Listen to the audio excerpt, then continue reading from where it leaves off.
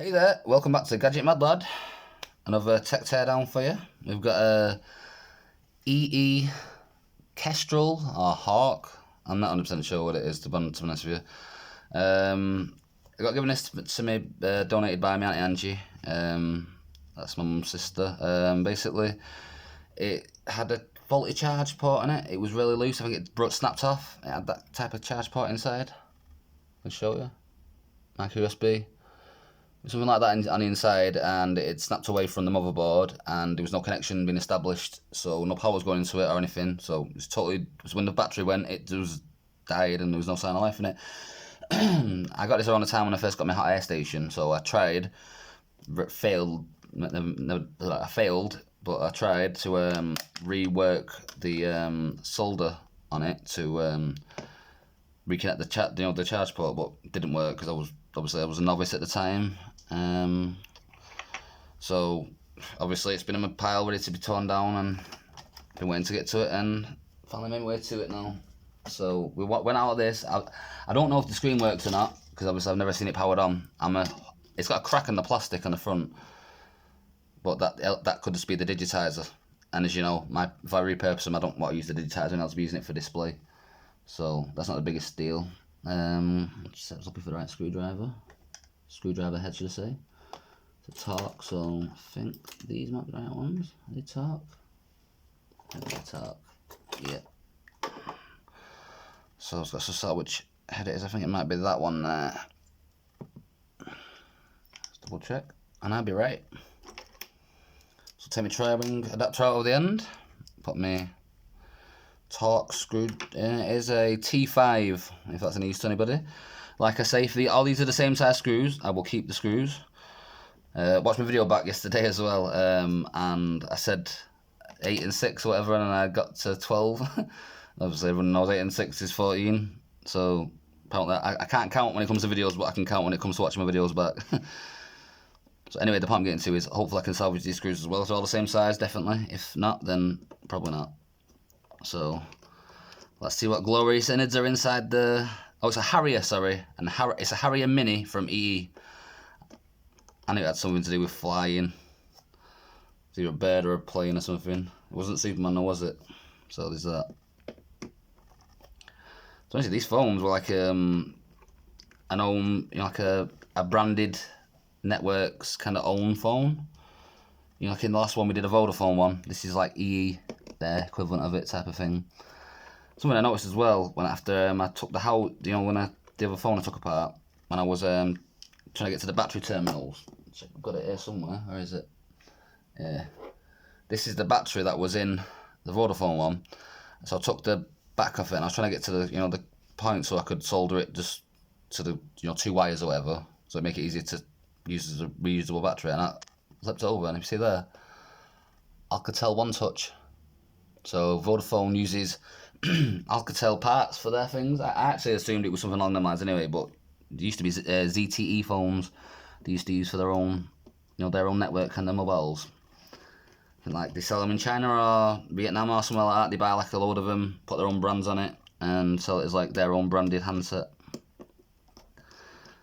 I don't know what the latest one is from EE, but I think one of the latest ones from Vodafone is Smart Ultra or something maybe. I had one a few years back, a Smart Ultra 4 or 5, and it was a pretty decent phone. It was octa-core, had 2 gigabytes of RAM, so not the bestest RAM, but it was okay. I think I paid like 80 quid for it or something. That's £80. I think that translates to about $160-ish maybe.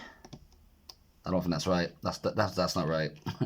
The way I work it out with dollar to pound ratio is say somebody says like it's $150, my brain translates that as in that's 150 75p's, because a dollar translates to roughly 75p on the pound. So if you ever got to get a rough translation of what the value is and somebody references dollars, that's American dollars as well, not Australian dollars. Australian dollars is worth slightly less, I think. If I'm not mistaken, I think an Australian dollar is maybe 55p on the pound. Not that you're here to watch currency exchange rates or anything, but my brain went there, so I thought I'd say it out loud. I don't even know how I got there, to be honest with you, but I think it's because other people from different countries watch, so I don't know if they do. I hope I've got other people from other countries. If I have, hello from England. I tried to make it as full of information as I possibly can. Bear in mind, my information levels are very minimal to say the least. So if I know something, just want me to tell you about it. That's how I roll. Right, so unfortunately not all the screws are the same size. So what I might do, as long as there's 4 of each of the same size screw, they still have use to me. So I see 1, 2, 3, 4, 6 of one size and 6 of the other, is that right? Oh yeah, so they could still be salvageable. They're useful. Yeah. If you see there to the side, we've got 6 little ones. Is it 6? No, 7 little ones, sorry. And 6 bigger ones. But they'll come in handy, they'll be useful for something. I'll put them in my silly bag once I've finished the video. Put them to one side for usage for something else. Looking for me a little pry tool thing, there we go. So this, literally 0 use now. I could paint it or something, but he's going to even have that phone now, innit? I was thinking about doing that with the other one, you know, painting like a camo special effects in it or something, and seeing if anybody had the phone that they wanted me to send it to them or something, but I took the signal connection thing, you know, it extends like the aerial to the phone. It's like a tape kind of with a gold connector on the inside of the back of the case. Well, I took that off and thought, nah, there's no point at that point. It's not easy, can't be used as a case anymore, so it's ended up as junk. Oh, no. See this here? If I'm not mistaken, I think that's a hidden screw. It's also, is it like a litmus paper or something? You know, for checking for water damage. Actually, I don't think it is a screw. Nope, just litmus paper. But if that was red or pink, that would mean that it's seen water damage at some point. It hasn't, so it's all good. So I think we should literally just be able to pull it apart now then. So I'll pry it from the right angle. We've got a bit of opening here, so here maybe. I've seen it with screws. It feels really snug though. Oh, yep, I feel the clips going. There we go. Undo your bugger. Again, we're not salvaging anything from this other than the battery and the screen, if it can be reused. I've not got high hopes so, because, like I said, there's a crack in the plastic, so there's a good chance it might be broke. But obviously we can find out when we come to it. Should be able to look at the LCD with like a flashlight or something and see if there's any cracks in it or something. If it looks crack free, I'll probably save it for a project in the future. And again, we've got that wire thing with the multiple different colours, so maybe a bit of a pain in the butt trying to decipher that, but should be able to do it. Right, so I think we need to detach a few things first. Alright, so we've got a little ziplock connector thing. Which way does that go? That way, that way? I think it's that way. Yep, that's gone up. So a little bit of Kapton tape, remove that. Doesn't want to be removed, does it? No. So I'll take that from my little crap pot. This is the front facing camera, I think. Yep. Not terrible. I'll put that in my little pile of cameras that I'm building up. Here we have a flash with a Lego style connector. I think that should just pop off. There's a bit of sticky stuff underneath it. Yeah, it's all good, it's come off. And it's a headphone jack as well. Yep, so we've got a sensor of some kind, probably like a light sensor or something like that. You know, when your phone's turned over so the screen doesn't light up or something. I'm assuming it's got that kind of technology, maybe it hasn't even got that. But you got your connector here, you got a flash for your camera, and we've got a headphone jack as well, with some gold terminals in it, which very, very likely to be reusable, that. So what else we got? We've got a connector here, another Lego style brick connector thing. Just pulls off. So then we're going with this one. This is like a Lego-y kind of one, but you need to get underneath the wires and kind of pull it like that, you know, so it detaches like that. I don't know if you can see this clearly or not, because my light on my phone is terrible. I think that should just pull up now. Popping off.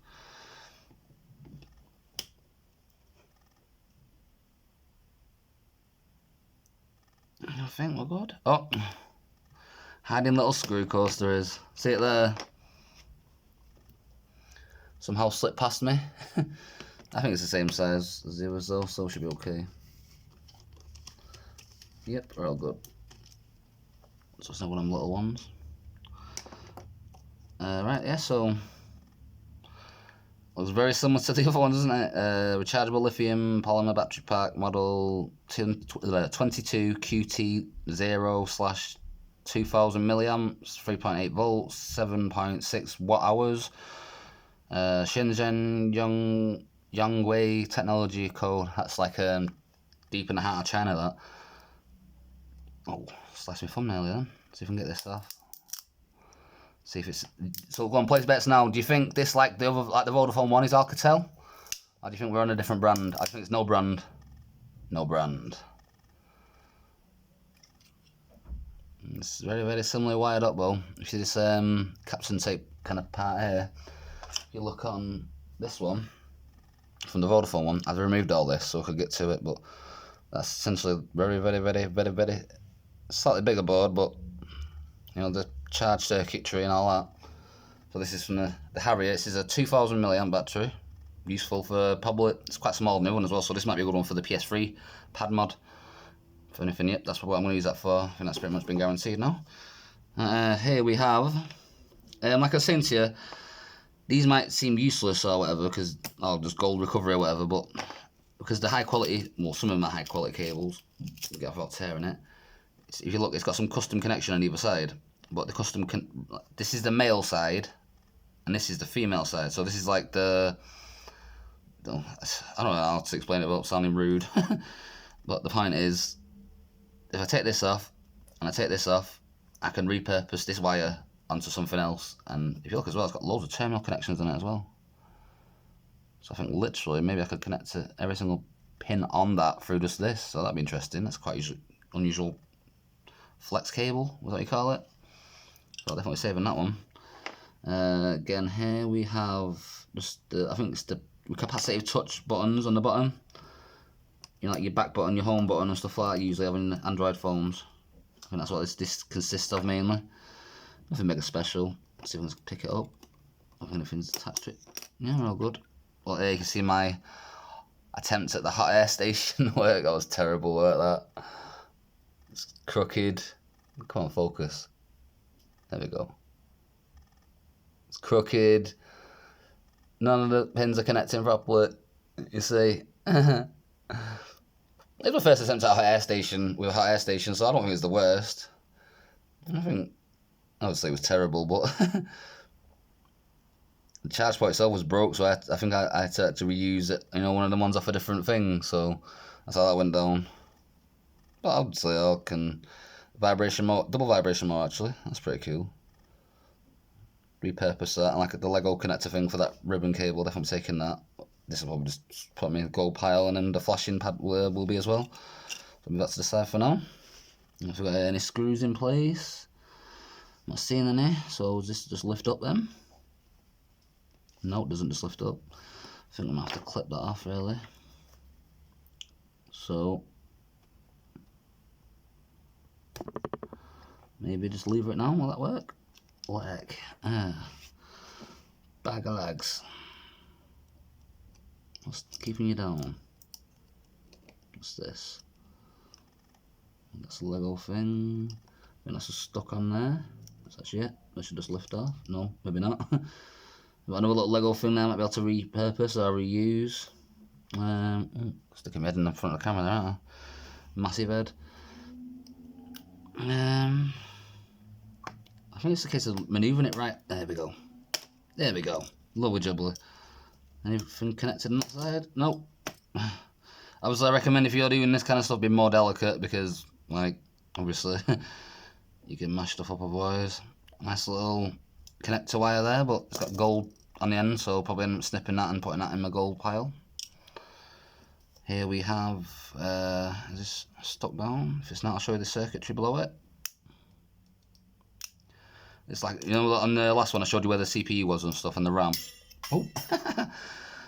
Well, I think that's maybe the communication chip that makes them all speak together, so that must mean the RAM and the processor is in this one. Get into it. Can I open it? Oh, there we go. Probably went a bit harder than I wanted to there. Oh, you can see it all though. We've got Samsung. Is it Samsung? Yep, Samsung RAM. We've got a Qualcomm MSM 8916. That's the processor. I'm assuming dual core, maybe quad core. And I'm not too sure what that is. Maybe that's the 4G chip or something, maybe. Other than that, though, nothing mega special. But again, salvageable parts and bits of gold and stuff. So, lovely jubbly. Right, so that's the boxes here. I think this might just be stuck down. Yep, so there's another camera to add to my little camera collection. Probably a 2 or 3 megapixel. What have we got here? I think these are the front speaker, maybe. Yeah, front speaker. So that's what that'll be for, amongst other things.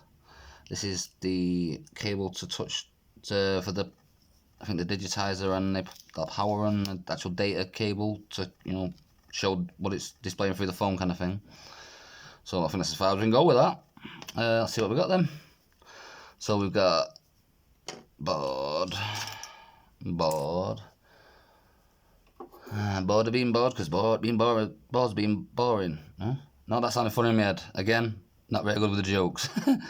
So 2000 milliamp rechargeable lithium polymer battery pack, definitely useful.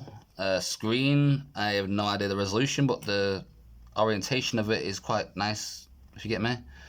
It goes there, and there. So if it is reusable, it might be a nice little screen for something. Gold recovery, obviously, nothing mega special there. I don't know what else to say on this one, to be honest with you. I'm sorry. Was it a bit more interesting? Oh, we had something else as well, didn't we? Was there a headphone jack or something? I ever put that?